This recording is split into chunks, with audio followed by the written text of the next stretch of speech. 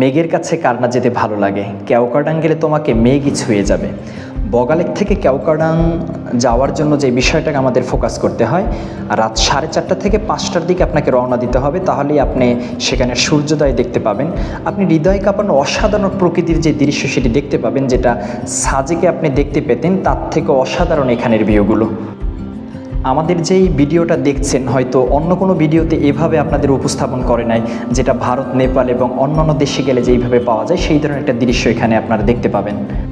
খরচের বিষয়টি নিয়ে যদি কথা বলতে চাই, আমরা ভ্রমণপ্রিয় পর্যটকের আন্ডারে আমরা যাই 8 জন লোক, আমাদের 3800 টাকা করে নিয়েছিল ওরা, এবং সুসাংপাড়ায় যাওয়ার জন্য আমাদের আরও 300 টাকা এক্সট্রা গুনতে হয়েছিল, যেটা ওদের ইভেন্টে ছিল না।